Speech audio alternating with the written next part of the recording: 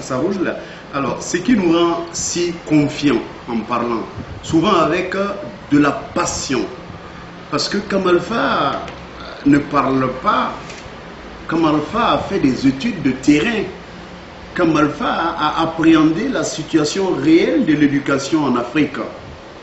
Alors, il n'y a qu'à regarder, nous avons fait des études sur l'existant, c'est-à-dire quand on analyse l'éducation dans un pays, on essaye de voir quels sont les facteurs qui posent problème. Et dans le cas du continent africain, quand on veut faire de l'enseignement autrement, on peut dire que le canal de la formation à distance est une solution. Il y a eu beaucoup d'institutions qui se sont essayées à cela, notamment en milieu scolaire, vous avez l'IFADEM. Il y a bien de structures qui ont cru que la formation à distance pouvait être une solution pour résoudre les questions de l'éducation en Afrique. Alors, il y a eu le boom Internet. Toutes les institutions ont applaudi pour dire voilà le bon moment pour l'Afrique d'amorcer son développement parce que les contenus sont disponibles et comme il y a en plus l'Internet, on va faire en sorte que les contenus atteignent les pays d'Afrique. Donc, avec l'Internet, on a eu beaucoup d'espoir. Mais tous ces espoirs sont restés lettres mortes parce que les contenus existent, c'est vrai, mais le canal par lequel va arriver ces contenus, c'est ça qui pose problème. Lorsque vous êtes par exemple dans un pays comme le Burkina, la connectivité au niveau de l'Internet se limite dans les deux grandes villes de Ouagadougou et de Bobo. Alors que nous avons signé dans l'école pour tous. On ne peut pas aller dans l'école pour tous et seulement garantir l'éducation à des villes qui ont la connectivité. Donc nous ne pouvons pas nous fonder sur l'Internet pour faire la diffusion des savoirs en Afrique. Et Kamalfa a eu cette preuve. La solution Kamalfa peut voyager par le canal Internet, mais l'Internet ne peut pas être un facteur limitant pour le déploiement du système Kamalfa. Parce que qu'il y ait ou pas Internet, Kamalfa peut fonctionner en toute autonomie dans les 8000 villages du Burkina et dans les 16 000 écoles du pays. C'est ça la solution. Une solution qui touche les masses populaires. Et alors, Kamalfa ne s'est pas limité à cette analyse sur le réseau. Alors, il y a aussi le manque d'écoles.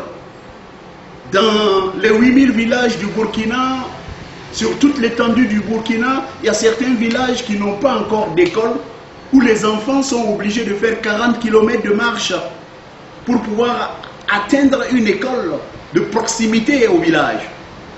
Voyez-vous ce que je veux dire, que lorsque les filles sont obligées de voyager 40 km à pied pour aller à l'école, les statistiques ont indiqué à souhait que les filles souffrent des grossesses non désirées, donc elles sont violées sur les routes d'école. C'est ça qui est la réalité. Et donc, il y a le manque d'école qui est une réalité qui est disponible dans les statistiques du ministère.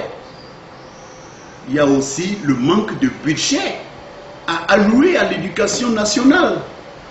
Il y a aussi le manque de support didactique ou alors des supports didactiques qui sont de très mauvaise qualité. Et donc, il y a aussi le problème de recyclage des enseignants. Les enseignants n'ont aucune possibilité de se recycler. Alors que tous ces facteurs que je viens de citer là sont gérés dans la solution Kamalfa. Donc c'est ce qui me rend optimiste. C'est ce qui me rend tellement sûr de la solution Kamalfa pour dire que s'il est adopté pour l'Afrique, nous avons 90% de chances d'atteindre le développement. C'est pour ça que ceux qui sont avertis de cette question, quand ils voient la solution Kamalfa n'est pas la bienvenue. Parce que le fait que l'Afrique soit scolarisée à 100%, alors ne peut pas être apprécié par tout le monde. Voyez-vous notre regard? Voyez-vous la bataille de Kamalfa? C'est pour donner de l'autonomie à tout un continent. Lorsque nous avons de l'autonomie, nous avons la possibilité de réfléchir sur les questions de développement. Mais lorsque nous n'avons aucune autonomie, on n'a aucune éducation pour savoir ce que c'est que la démocratie, pour comprendre que il ne faut pas jeter les sachets plastiques, pour comprendre un minimum de b.a.-ba au niveau de la santé. Tout cela passe par l'éducation. Ce qui me rend encore optimiste, vous me demandez, c'est la tendance sur l'économie de la connaissance. Voyez-vous, l'économie de la connaissance n'est pas tombée du ciel. Lorsque vous appréciez la démarche, la marche de l'humanité, depuis 8000 ans avant Jésus-Christ à nos jours, lorsque vous analysez le développement humain, vous allez voir que nous avons eu des phases. D'accord? Déjà, on peut citer dans la préhistoire, comment l'homme a utilisé la pierre taillée pour faire du feu dans le paléolithique. Comment il s'est encore comporté dans le néolithique pour produire le même feu, avec encore une pierre rondolette, donc une meilleure technologie par rapport à la pierre taillée.